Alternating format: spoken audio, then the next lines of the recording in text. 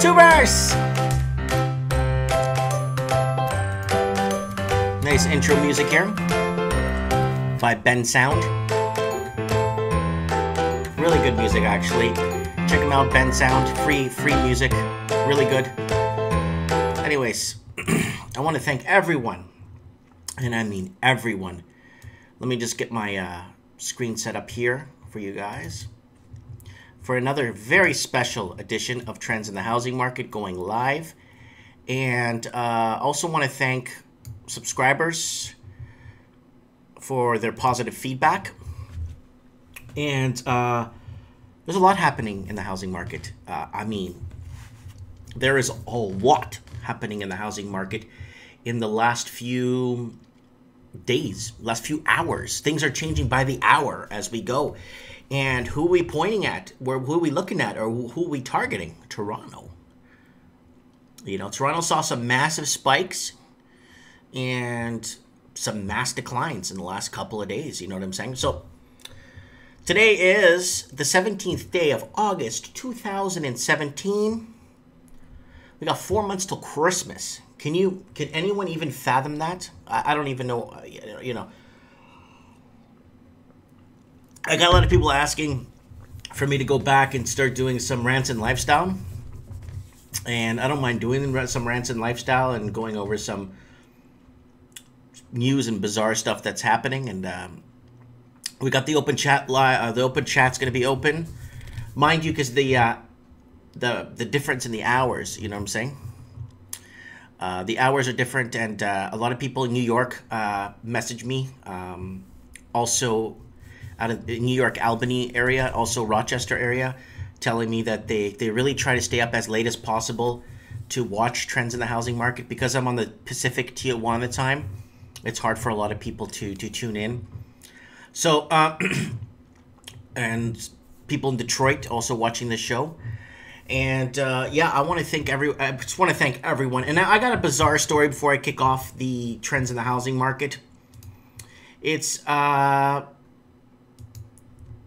very interesting, very interesting thing happened to me on YouTube, of all places. And I posted a video here 1 day ago, and it says 2,000 subs, thank you. And basically just thanking everyone for my 2,000 subscriptions. And this was yesterday, and I had 2,009 subscriptions. I'm like, wow, I'm happy. And all the AdSense and AdSense revenue and all that goes to the women's shelter that I've been donating to for the last 7 years, and other fundraising activities I've done with the women's shelter around Christmas time and stuff. Anyway, so okay, bizarre thing happened. Refreshed the page this morning when I went into work, and I'm up 563 subscribers. If you look right there, I am actually up 563 subscribers. I don't even know how that's even possible. I don't know how I gained 563 subscribers overnight. It's kind of puzzling to me, so I'm not too sure if I'm being... I know I'm being rebroadcasted in Australia with clips from my points of views in the Australian housing market. I know I'm getting rebroadcasted in New Zealand. I know I'm getting rebroadcasted in different parts of the Anglo-English speaking world. But I just kind of threw me for a curveball anyways. So don't forget to subscribe to my channel, where I try to put trends in the housing market on every week. And if I don't, it's because there's nothing really much to talk to. But this week, man, do we have a show, man? I got a good show for you guys this week, man. This is really good. Let me just wet my beak here. August 17, 2017, what's in the trends? What is in the trends? I got my man here commenting already. And he's saying, I never thought Toronto would crash sooner than Vancouver. Oh, buddy. And I've been saying this, I don't know, for the last year since Toronto started taking, or it's 8 months since Toronto started taking off. I started saying, basically, Toronto's not Vancouver, people. There's completely two different demographics. You could even arguably say it's two different countries. Just because we're in the same boundaries, it doesn't even mean, like, it's completely different. Way of living, attitude, salaries a lot lower in BC, where in Ontario the salary is a lot higher. There's a lot of things that are make it completely different provinces. Where, I mean, I think Ontario's got no ocean, and people are signing in. Thank you, live and live chats on, and so let's get this kick. Let's kick this off. I'm sorry for boring you guys with so much plugs, but I gotta plug sometimes, you know. So look at this. There's all these 4 articles are gonna blend into one, kind of like giving a full scape of the story. Vancouver detached real estate hits an all-time high in 2017 again. Vancouver detached real estate hits an all-time high despite sales declining almost twice as fast as inventory. I like how they take this picture here and make it look like, I had to look at this twice because they're trying to make it look like the painted ladies in San Francisco. Those painted ladies they have, those nice narrow homes. So they kind of make it try and look like, you know, it's kind of bizarred me, and I had to relook at the article to make sure it's not San Francisco. Vancouver's detached real estate printed a second all-time high for 2017. Numbers from the Real Estate Board of Greater Vancouver, REBGV, show that the typical detached home for tens of thousands of dollars is more than July 2017. This occurred despite sales dropping almost twice as fast as inventory. Detached price increased 2.16%. Hey, it's ahead of inflation. The price of the detached home in Vancouver moved higher once again. People are going like, oh, so people are commenting. I'm going to read some of the comments in a bit. Sorry. The benchmark price with which is the price of a typical home is now $1.6 million, a 1.5 increase from the month before.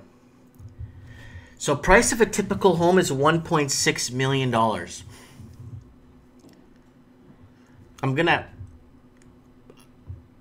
People watching this right now, like living in Alaska, or people living in Florida, or people living in South Carolina, Georgia, Texas, they would actually think I made this article up. There's no way a house could, typical in quotations, typical. Look, guys, look at typical. Now they're phrasing it properly. Not $1.6 million, not for a ranch, a plantation, an estate, a manor. No. A typical house. I can understand $1.612 million for a plantation. I got it. Or a manor or an estate. $1.612 million for a typical. I'm going to put more emphasis on the T. Typical home. Really? Am I, is there something I should know about this? Like, I mean, I know I left Vancouver February of this year. Yeah, I'm going to continue with that because, yeah, if you're watching this in the southern states, if you're a southerner, I'm not making this up. So this is a big deal because I have people commenting sometimes on after when this goes on replay that $1.612 million for a typical home. And when you look at typical, a lot of these places are run down. They need roofs, they need restructure, they need foundation work, cracks in the foundation, damaged drywall, bad tenants, meth checks. I got to do some meth checks on some of this stuff. Anyways, I just, yeah. This jump makes the majority of the annual increase with prices 2.16% from the same time last year. Detached home prices are now growing around the target rate of consumer price index. If this were a steady annual rate, it would be totally sustainable market. a totally sustainable market. Okay, let's retract this back. I'm sorry, guys. I'm gonna have to go back to this because I don't know if people are understanding this. $1.612 million for a typical. I'm sorry. And if you're listening to this, I know a lot of people listening to this on the job site are listening to me. Somebody's uploading this to one of those the podcast. That's fine. Thank you. 1.612. I remember 10 years ago, 1.612. You'd buy a massive estate. I mean, you could buy like maybe 2-3 castles in Europe right now. So, however, prices jumping $24,000 in a month probably means buyers are still overly optimistic on higher prices. Look at this, detached prices. You got your dip here in October. Right here, starts dipping around October. Just right around the time taxes were introduced. Well, it's actually been over a year now, so no, it was just around here. Yeah, right here. Just before the balls started to drop. Boom. It's back up again. Guys, I don't know what to tell you, man. Like, in a normal like in a regular housing economy, in the U.S. Okay, so John Favid's Northeast U.S. fan here, and 1.6 mil is insanely expensive. John, please hear me. Please, brother, hear me out. I'm not talking. I'll say this again: an estate, a plantation, a manor, a mansion, a farm, a rundown. Okay, maybe a decent like 3-4 bedroom home. Nothing spectacular. It's not like you're in Beverly Hills. Anyways, it's beyond. I mean, in Manhattan, I mean, you could buy a decent home in Manhattan, like in a good area around Park Avenue area, like Park Avenue, uptown or like around Midtown area, Broadway-ish. Take Broadway all the way north till you hit like the 100th area. You could pick up a decent home in that, you know. I don't know what to tell you guys. Hope my geography is right for New Yorkers watching this. And then Steve the Plumber's weighing in. He's a really good commenter. He's saying, most people will never even make that kind of money in their lifetime. Yeah. And it's beyond anyone's pay rate. You know what I'm saying? Anyways, detached sales fell over 13%. The number of detached sales in Vancouver to fall, where there were 936 sales, a 28.66 decrease from the month before. This also represents a 13.09 decline from the same time last year. The monthly drop is somewhat seasonal, but the number of sales in 2017 lower than last year. So yeah, you could definitely see the detached homes are versus listings. Really good article here. So detached listings are and I believe, and I strongly believe it is seasonal, because around this time of year it is seasonal. They're not trying to hide the fact. I'm not calling bull on that. It's definitely seasonal. It is something that is definitely seasonal.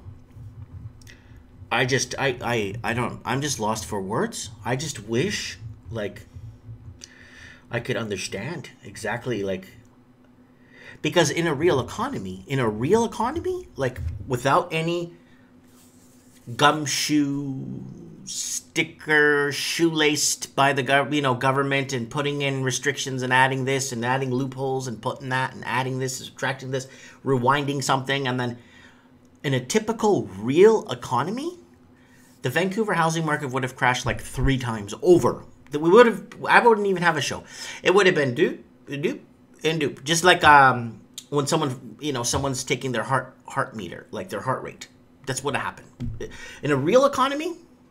So, okay. Just like I was watching the other day, they were saying, if the housing market is normal, and there's no problems in the housing market, why aren't rates at 5 to 5.5%? Why aren't people in their savings account getting back a return? Because back in the day, if the bank was lending money at 5%, you would get a return 5% on your personal savings. Why isn't that happening anymore? Anyways, like I'm saying right now, if this is a normal housing market, then rates got to be around 5.5% so the banks can make money and generate a good stream of revenue. And then, and this is crazy. Toronto, wake up, Toronto.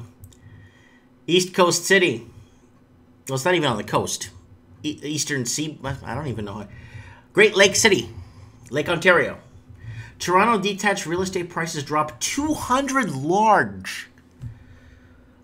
Woo! 200 large.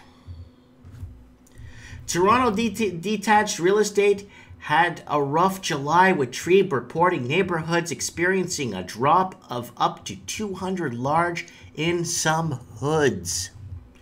And yes, for people listening to this on podcast, it actually says hoods. Wow, what a sight! Look at the Toronto and the GTA, the Golden Horseshoe here. I've flown over many times when I would go visit family and stuff, and yeah, it does look like that. It's a spectacular view from the sky. Kind of almost reminds, well, Mexico City is bigger, but it kind of reminds me when you fly over Mexico City at night. Anyways, Toronto's detached real estate is having another rough month. Oh, you don't say so, eh? Numbers from the Toronto Real Estate Board, TREB, show that the buyer indecision providing substantial downward pressure to the detached segment in July. Generally speaking, detached units across TREB saw lower prices, less sales, and more inventory. Prices declined up to $205,000 from last month.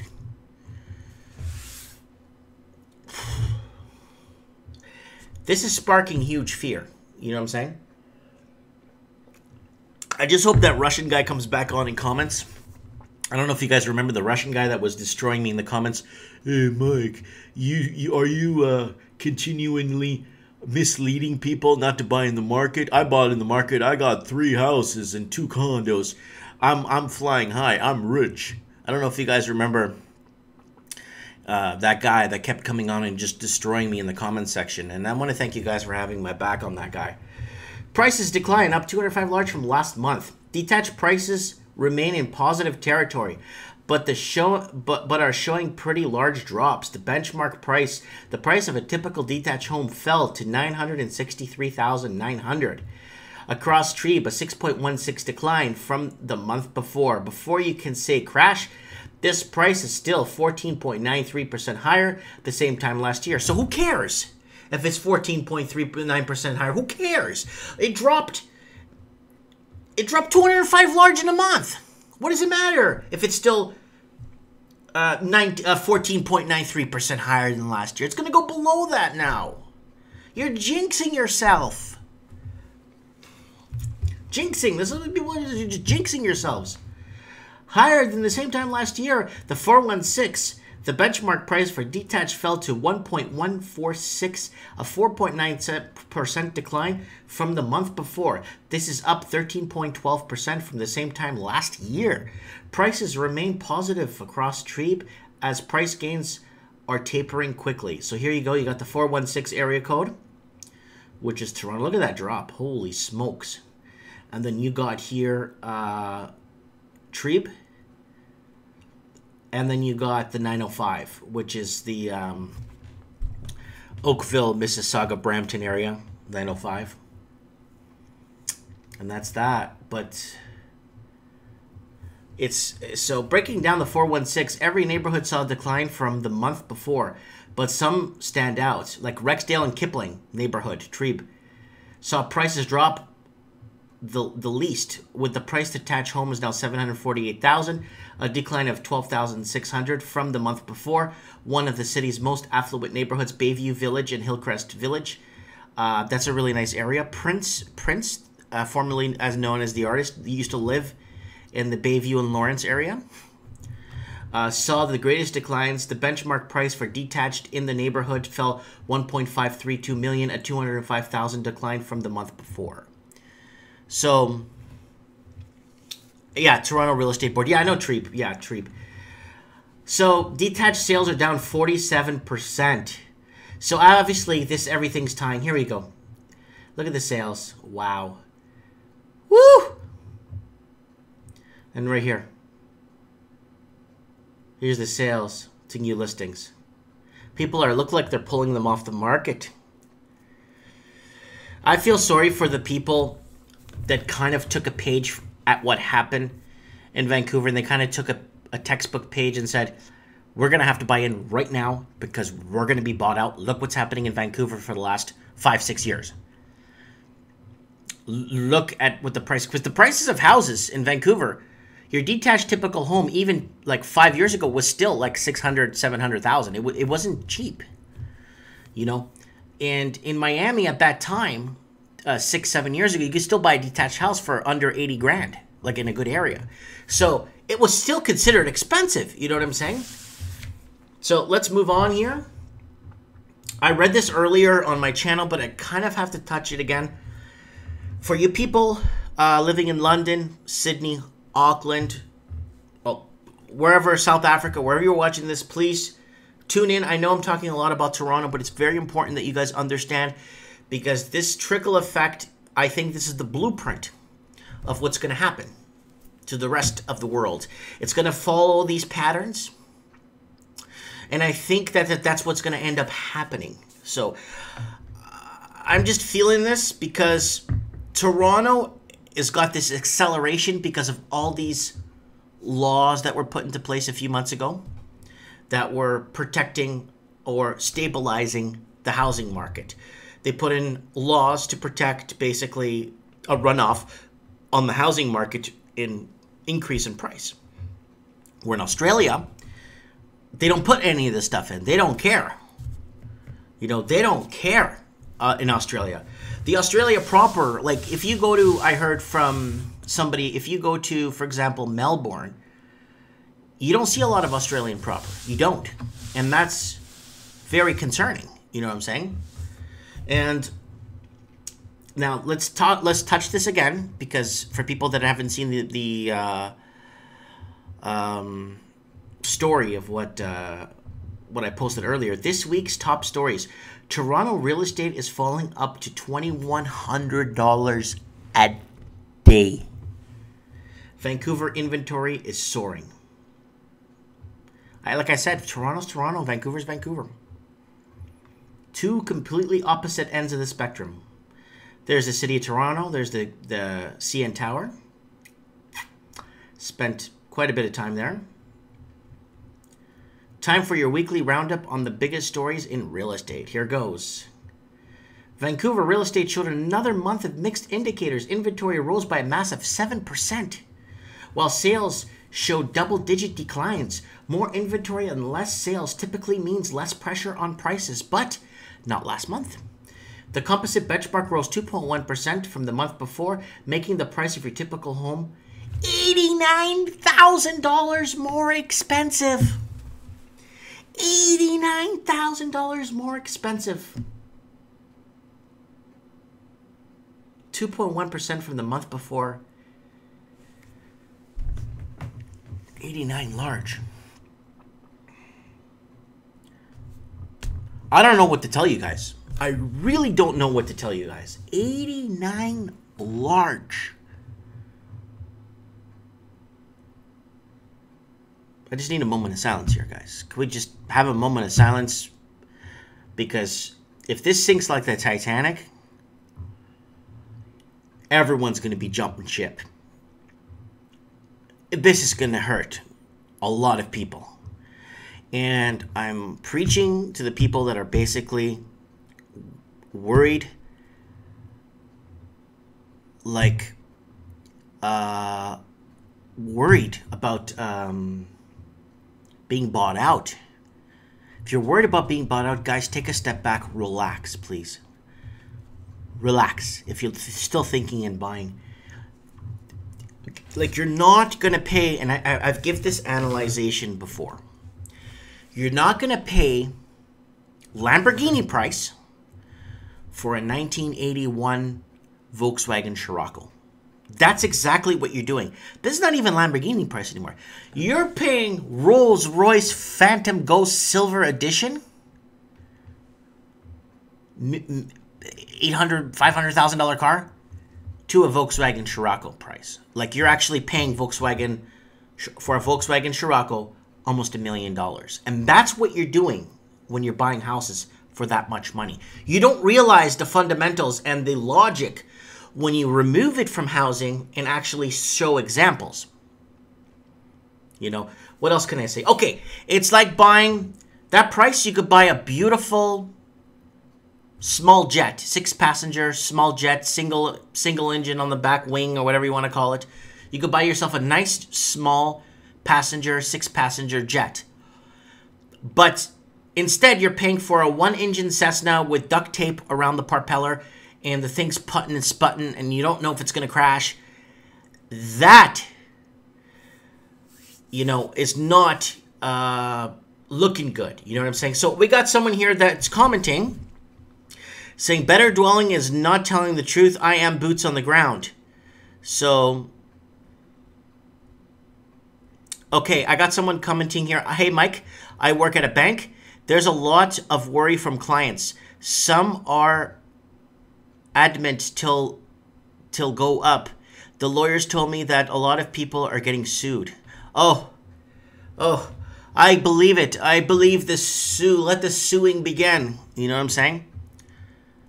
So, yeah, please explain. We need some explanation here. So people, if someone could explain how Vancouver's not selling. What makes living in Vancouver worth $1 million? Nothing. Nada. Zero. 2.1% for making a typical price $89,000 more expensive from the month before. Toronto real estate sets a new record for low mortgage delinquencies. At the end of 2016, showed an interest thing in Toronto real estate. Mortgage delinquencies hit a record low of only 0.12% of mortgages in the city were delinquent. Awesome for banks, but not so great for the market. The rate of mortgage delinquencies dropping in Toronto was 5 times faster than the national number. This likely means that the market is overly liquid, which primes it for an overreaction to almost any hiccup. So all you have to do is breathe in Toronto and the whole housing thing comes down. Let's back again here. Toronto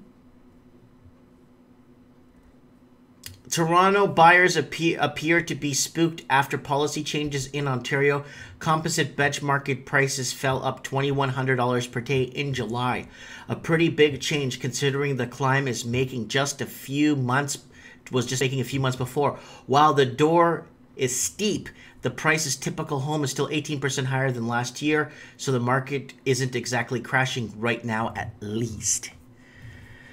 So, if this is not crashing to them, $2,100 a day, then someone's going to have to educate me, because I don't know nothing. You know me, I don't know nothing. But I'd like to know exactly what is crashing and what $2,100 a day low. I mean, I've had stocks in the stock market. I'll give you an example. Where I had an investment in some steel company or something, who knows. I've had a loss of $2,100 per day in a single stock, like a company, right? But not per day, like one day down or something. But this is, and for the people that bought for fear of bought out, I really feel for you guys.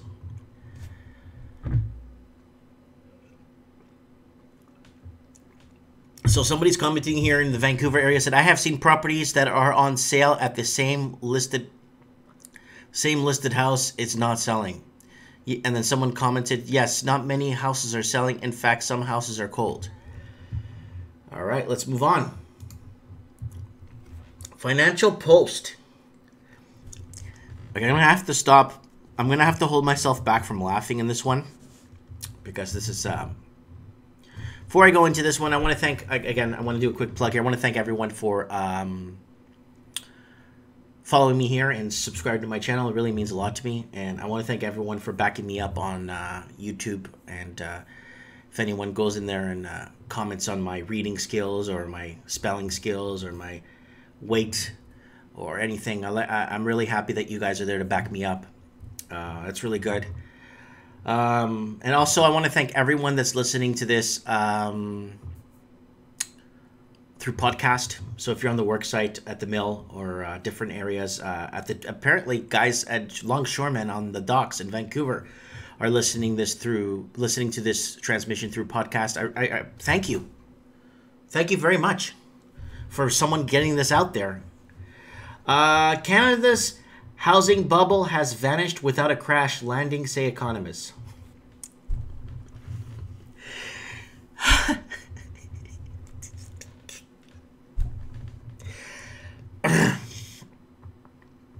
I'm going to have to read that because this is from the Financial Post too. Great. I'm going to read this again. Canada's housing bubble has vanished without a crash landing, say economists. So we got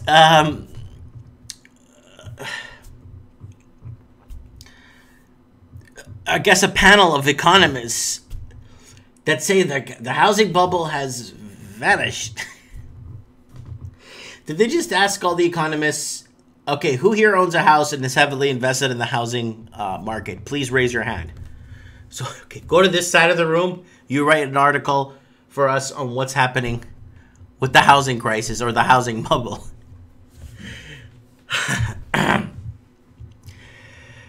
Okay. Okay, Canada's... I'm sorry, I can't. Vanished without a crash landing, says economist. Economists say that housing bubble, long feared to be vulnerable to a dangerous pop, is now officially dead. Don't count the Bank of Canada to change its course of gradually higher interest rates because the housing market is weakening. After all, that was what policy changes, particularly in British Columbia and Ontario, were put in place to do. Okay, back again to what I was saying. If we have a healthy and stable housing market, then interest rates should be at 5.5%, because then there's that little bit of revenue being made, and you got that, that makes it normal. 5% is normal. Unfortunately, what's happened is they've got interest rates to next to nothing for the longest time, and it's become a problema. And this doesn't sustain a healthy economy. Free money is not a good economy. You know what I'm saying? The Canadian housing bubble, long feared to be vulnerable to dangerous to pop, is no more. It has ceased. It has expired and gone to meet its maker, said Douglas Porter, chief economist at BNO Capital Markets, parroting a famous Monty Python quote. "This is a late bubble, bereft of life. It rests in peace." Okay. Canada's housing market corrected for the fourth consecutive month in July, led by cooling in Ontario, yet the declines appear to be moderating. The 2.1% drop in the nationwide home resales marketing significant moderation from the 6.4% average rate of decline in the previous 2 months. Housing market developments in July are consistent with our view of Canada's market in the process of monitoring to a more sustainable level of activity, said Robert Hughes, senior economist at RBC Capital Markets. You can do that kind of an... And whoa. Quickly analyze. Whoa. Okay. Much of the ongoing cooling is taking place in Ontario. So that decline in Ontario is bringing an even playing field across Canada? I don't think so. Provincial government had contributed to welcome shift to make market psychology towards more caution. Hogue acknowledged that the dramatic drop in Greater Toronto Area home resale activity the past 4 months doesn't look like a soft landing, as the 44% seasonal adjusted...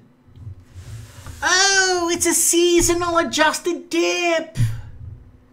In March is not from the 48% plunge we've seen in December 2007-2008. Seasonally adjusted. Huh. Oh, it's not far from the 48% plunge we saw in December 2007. Seasonally adjusted. That's fantastic. Seasonally, I'm going to just keep saying this because this is fantastic. Seasonally adjusted. Yeah. So don't worry, people living in Toronto. According to this, it's just a seasonal adjustment. And for the people that actually bought, why didn't they know about the seasonal 40-50% dip adjustment? So again, in quotations, the bubble has ceased. It has expired and gone to meet its maker. I'm going to move on here. Oh, okay. Let's head out to California. Someone sent me this. It's a new article. They're all new articles, but...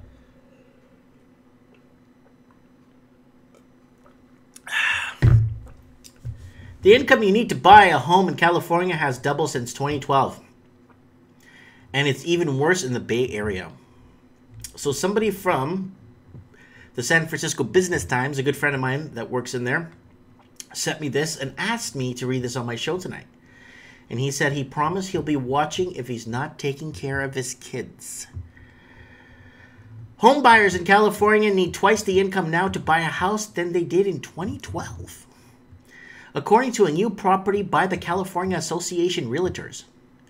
The second quarter report looked at affordability throughout the state and found that only 29% of Californian households could afford to buy a medium-price home in the state.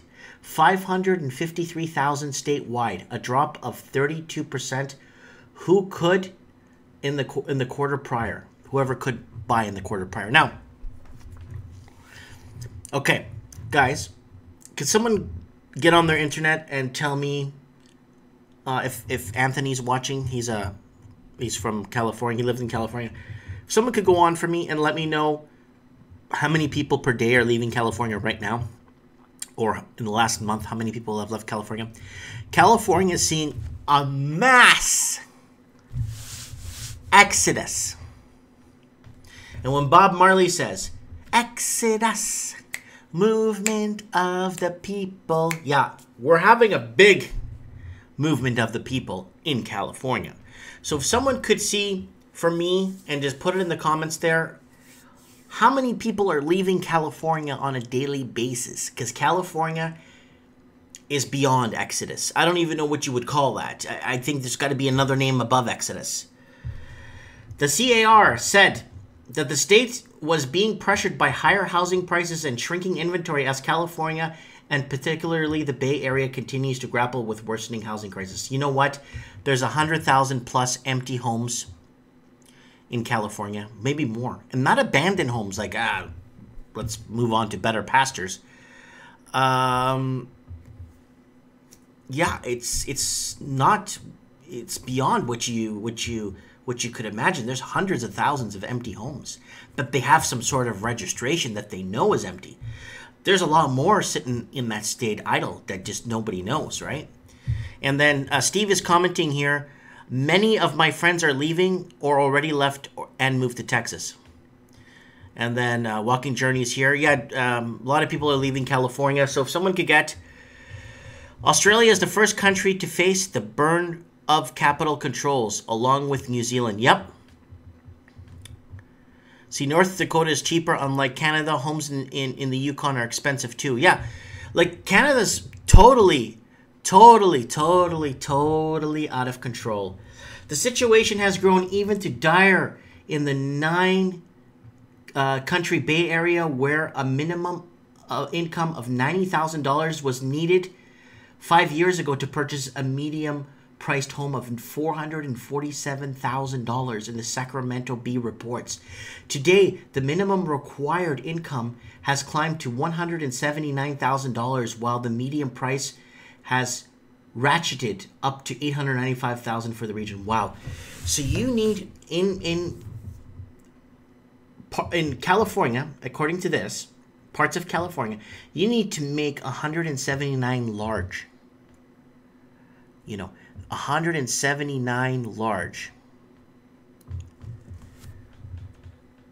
And then Dylan Lopez is on here saying $10,000 would service over $2 million of debt, plus you aren't factoring the people who would have a down payment. Yep, that's correct. But still, 179 large, while the median price is ratcheted up to $895,000. The percentage of buyers who could buy a home fell even further in the Bay Area. Only 12% of buyers in San Francisco can afford a median price home there. Other local counties saw varying figures, varying from 17% in Marin and 19% in Alameda County, and also 31% in the Contra Coast County. So, yeah, so this was sent to me by someone that works for the San Francisco Business Times, and I just wanted to kind of put this out there. I promised him I'd read this, so let's move on. I just like, again, like that kind of it, like, and if you even made $179,000 a year, do you want a percentage of your income just to go towards, like, a huge percentage of your income? If you did make 179, don't you want to live, you know what I mean, live still within your means, but then have a lot of play money and toys? You know what I mean, guys? So, like, okay, so you make $179,000 a year. Does that mean you buy yourself a $3 million house? Like, you get what I'm saying? Man, I'd work 5 years then quit. All right. Another one from Seattle. This was sent to me too, from a good friend of mine down there in Seattle. She sends me these articles all the time. Is the Seattle housing bubble about to pop? This is huge. Huge, huge, huge, huge, huge. I don't know if you guys remember me talking about Seattle and the last couple of trends in the housing market. I remember telling you guys that Seattle was flying in with Vancouver. Real estate agents were going down to Seattle, working together and bringing over investors, flying them in from China and overseas countries, and flying them in and catering to them, paying for their hotels, their flights, and basically showing them homes and creating creating, what do you call it, pamphlets in Mandarin and Cantonese for basically investors to buy. So someone's commenting here, we all should be actors to afford a home. Even actors are not even cutting it anymore.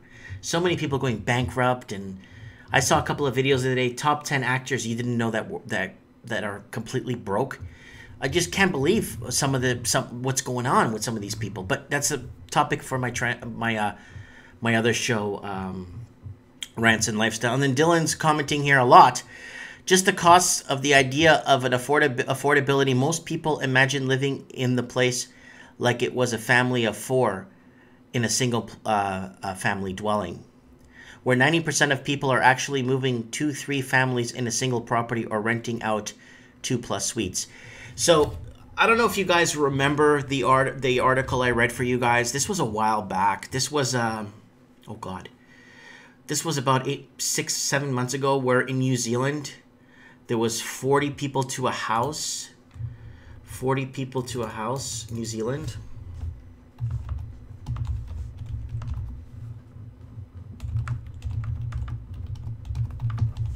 see if I could find it.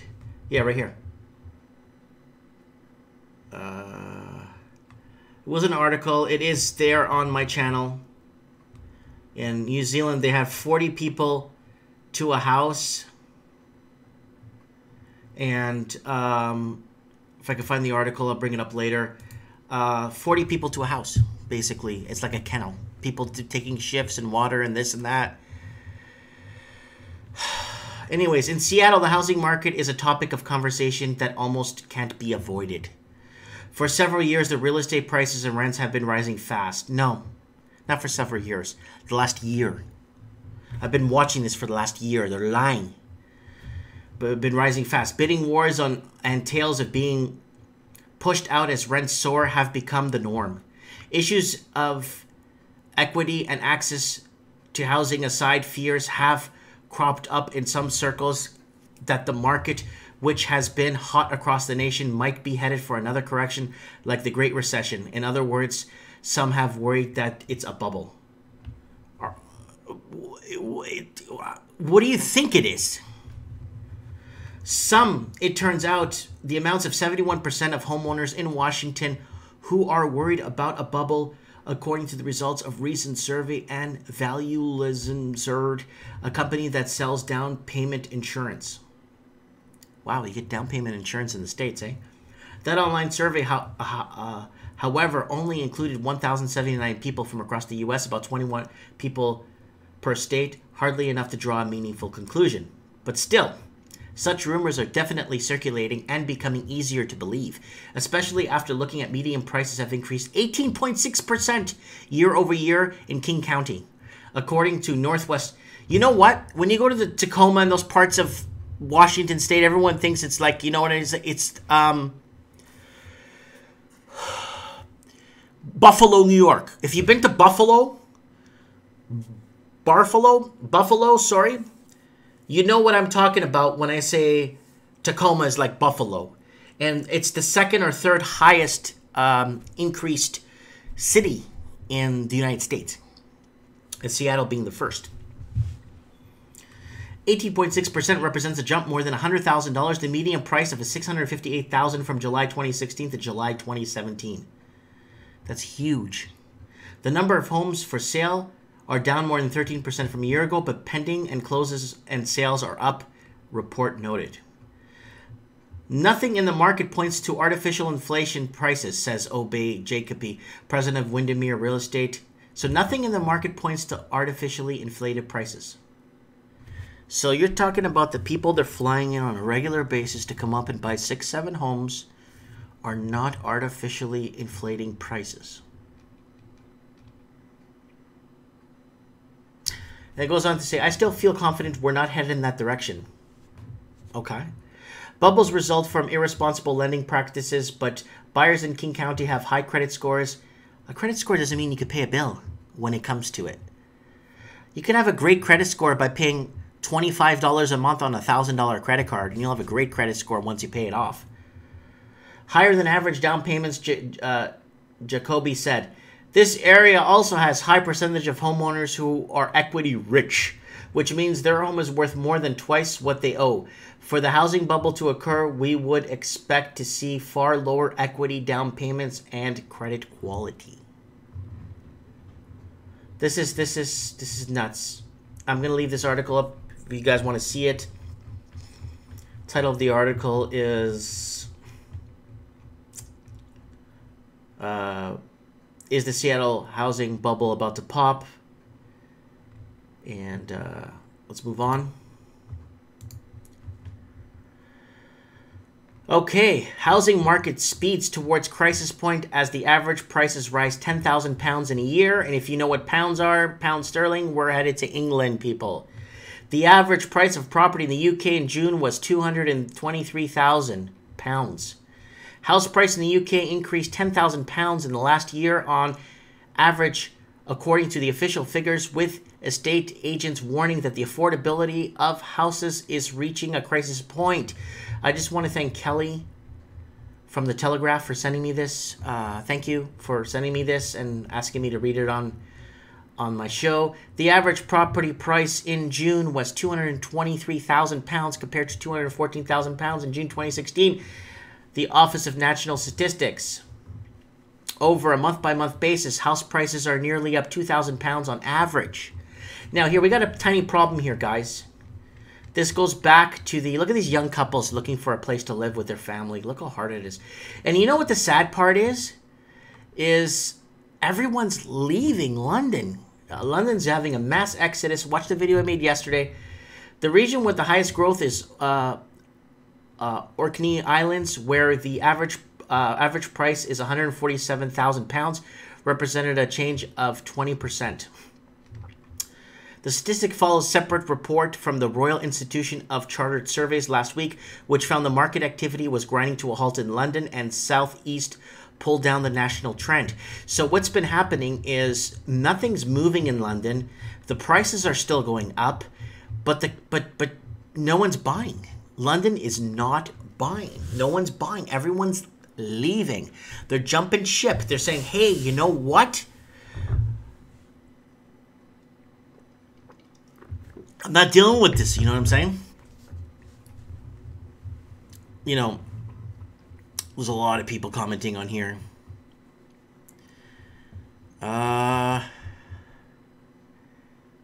Okay, it says here, David Lopez says, yeah, the renovation costs were quite high. Tradespeople are high in demand, but for the big rents, I was happy to pay them. I did a rural community, though. Vancouver makes the numbers impossible now. Yeah, and I want to send a shout out to my Untamed Kid. Not my kid, but the Untamed Kid channel. Wants me to give him a shout out, so I'm giving him a shout out. He's got his own little channel. He's kind of doing what I'm doing now, but he's young. And he's putting it together. Keep working at it, kid. It will happen. It will work. Let's move on. Let's get out of London. Let's head over to Australia. Housing greed has reached new heights. Look at the Newham tax racket. I gotta play this. I gotta read this for you guys. 30 years of bad policy have encouraged house hoarding and the massive accumulation of wealth and the detriment of the rest of society. Another housing scam has been uncovered. Oh, whoa. Up to 13,000 landlords. Almost half of total 27,000 of London Borough of Newham alone have failed to declare their rental income, scaling this figure up to the London level unpaid taxes, costing the public purse £200 million. Who's surprised? From the global elite leaving properties empty to rogue landlords and the hideous Grenfell Tower fire, our housing system has come to represent all that what is wrong with the free market capitalism. Yay, somebody is weighing in and understanding. But we shouldn't kid ourselves that this new find is a simple reminder that our housing system is flawed. It's far worse levels of house hoarding alongside this added reluctance to pay tax shows that housing greed is reached the new heights. Newham, the home of incredibly successful London Olympics of 2012 and recent World Athletic Champions, has gone through a housing transformation with the announcement of the Olympics. Saw many opportunity to make money. The regeneration of the borough, or as others will call it, the social cleansing, has increased the number of privately rented housing up to 40% of the housing stock. So, money. You want to find out what's really going on? Just follow the money, man. Follow the money.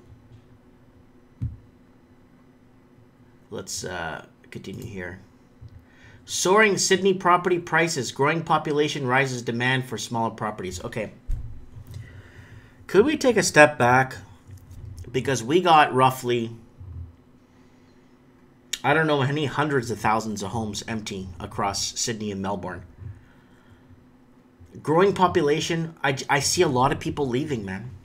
I really don't see a lot of people that could, okay, if I was in Sydney right now, and I've been sitting on a home for a long time, I would honestly cash out and move up to Darwin. buy a farm or something in Darwin. That's what I would do. I mean, I don't know the geography of Australia that well, but I would sell and move up to Darwin. It's like hot all year. It's got great weather. You could plan a picnic 3 years in advance, and the weather would be good. But if I could get out of, if I had Sydney and if I was in Sydney and I had maybe, let's say, 600 large, 500 large in equity, I would sell, pay out whatever I got, and like I said, I'd move north. I'd move way north. Climbing prices and growing demand for rent in New South Wales have boosted approvals for new medium density and development in this state, despite the slowing national trend, the slowing trends nationally. Sorry, people, I'm getting tired.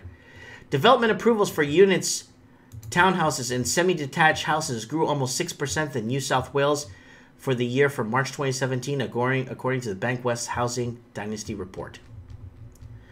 But nationally, approvals fell 6.5% to 110,471, down from 118,000 to previous corresponding period. The report, which analyzes approvals in the medium and low density housing, also found Sydney was the only capital city to jump in approvals, increasing 11.6% in the year to March. So, Bankwest General Manager Broker Sales Stuart Saunders says that the growth highlights the strong demand for property in Australia's most populous state and its harbour side city.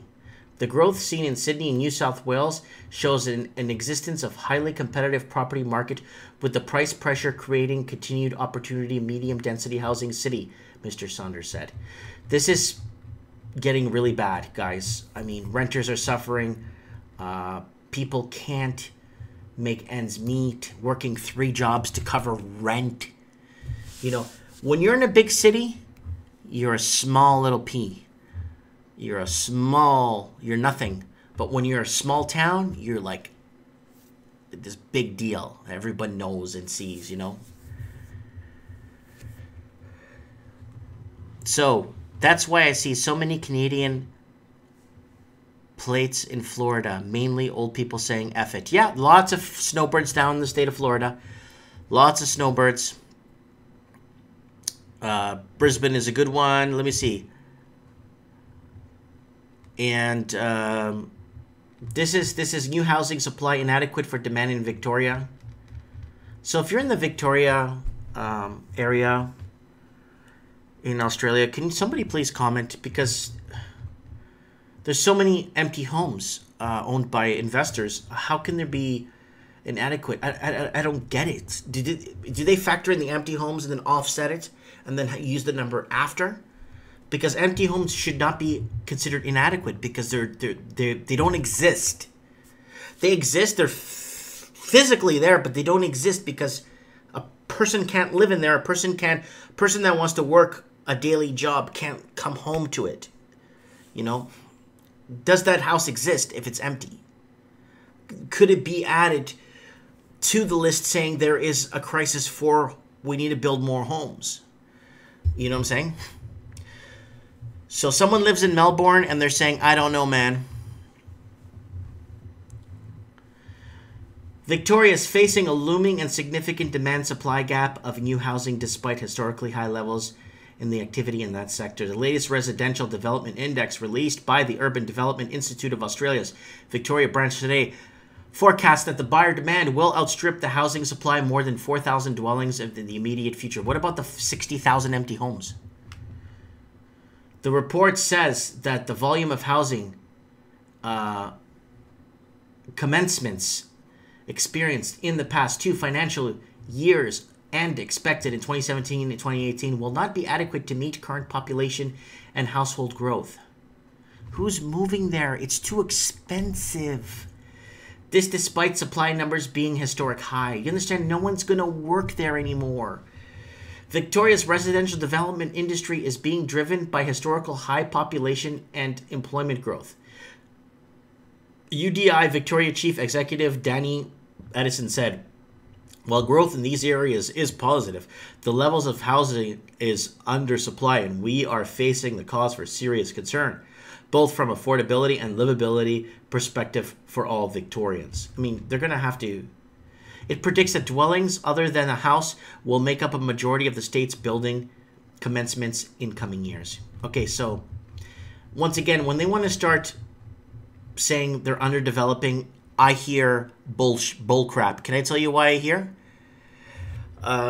So somebody is commenting from Australia, from Melbourne, saying all statistics come from the newspapers and government. I don't know the exact.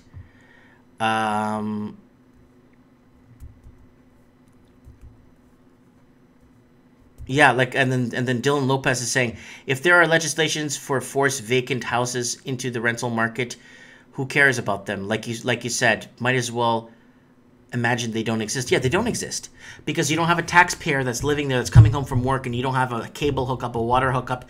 The city's losing from that hookups that they've put in, that they've paid by taxpayers' money to put hookups in those empty homes, and then now they're not getting the services provided. I'm currently renting, but if the price keeps at this current level, I wouldn't buy a house and live here. As I said, Brisbane is relatively better.